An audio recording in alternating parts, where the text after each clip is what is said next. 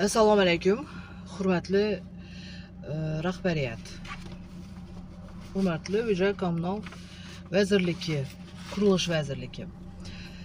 Mana hozir menda bir Xorazm viloyatining Urganch tumanida yashovchi bir fuqaroni uy bo'yicha hujjati bor, qo'limda turibdi. Bu fuqaromiz bir necha vaqtdan beri sarson sargardon bo'lib, uyiga kadastr to'g'irlanmayotgani, ya'ni kadastr hujjatini to'g'irlay olmayotgani bo'yicha shikoyat qilyapti. Biz o'rgandik, o'zimizning jurnalistik surishtiruvimizni qildik. Xorazm viloyati kadastrga bordik, arxitekturaga bordik va Vazirlar Mahkamasining Prezident qarorining 200-son qarorini o'qib chiqdik. Qanaqa hujjatlar trebutsiya qiladi shu kadastr to'g'irlash uchun, ya'ni talab qilinadi. Bu insonni MyGov, ya'ni o'sha adliyaga yuborgan arizasi, shu kadastr bo'yicha yuborgan arizasiga rad javobi kelgan. Rad javobi kelishining sababi yozilgan.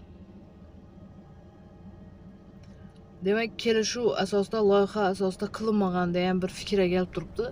Endi men shu yerda bir narsani aytchakman. Mana hozir loyihani to'g'irlagan. Loyihani 2026da to'g'irlagan. Lekin bu odam 2021dan beri shu uyda yashab kelayotir. Endi qaranglar o'rtoqlar, hurmatli rahbariyat. Qonunlar odamlar uchun ishlaydimi yoki odamlar qonun uchun ishlaydimi? Yana ish savol bo'lib turibdi-da hozir o'rtada. Men aqsham shu savolni kadastrga ham, arxitekturani, adliyani boshlig'idan ham shu gapni aytganman. Ya'ni inson manfaatlari uchun qonunlar ishlaydimi? Endi qaranglar, 200-son qarorini pesh qilib turibsizlar. To'g'ri, u yerda bu uy 2021da qurilgan, chala qurilgan. Bu odam oldi sotdi shartnoma aytgan, qo'lida hamma narsa hujjati bor. Neujeli bir loyiha uchun uyni kadastrini bermasangizlar? Bize vazirlikka xat chiqarib qo'yibmiz deysizlar. U xatingizni javobi qachon keladi? No, vazirlik qarorini bekor etadimi? Vazirlik qarorini bekor etmaydi. Sizlar qarorni to'g'ri talqinatishlaringiz kerak. Endi yana bir jihati bor. Oddiy fuqaro qurilish vazirligining qonunlarini tushunmaydi. Uni sizlar tushunasizlar.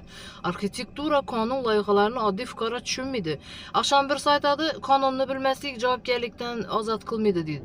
Bu nima degani? Bu ichki ishlarni nimasini qilayotirmi? Ya bu nima qildi bu? Jinoyat qildimi? Umuman tushunib bo'lmaydi sizlarning logikangizni. Oddiy fuqaro sarson sargardon bo'lib, men aqsham arxitektura bordim. İdarasının oldida 3-4 adam kadastr to'g'irlolmay sarson bo'lib yurgan odamlarni ko'rdim. Vaholanki ularning uylari ham 2016dan buyon qurilgan uylar. Neujeli bizning Xorazmda fuqarolarga yengillik yo'q? Qachon bu kadastrni taxlab berasizlar? Bu inson, qarri inson yuribdi sarson bo'lib. Kadastrni taxlolmay. Men hozir viloyat arxitekturasini yana bir bor shu fuqaro bilan borjakman. Yana bir bor bu narsani o'rganib chiqchakmiz. Kadastrsiz uy bo'ladimi? Nima? Muhtaram prezidentimiz bermanglar kadastr deb aytmaydi-ku. Aytmaydi-ku endi. Nabarot to'g'irlab beringlar deb turibdi. Nechun sizlar aytmaydirsizlar shuni? Nechun? Savol yana. Shunda sizlarga nisbatan norozilik kayfiyati odamlarda kuchayadimi axir? Kuchayadi. Yangi fuqaro telefon urdi hozir. Yana bir marta ariza topshirdim. Yana bir marta 257 ming so'm pul to'ladim deydi. Adliyaga endi shu davlatga tushadi u pul.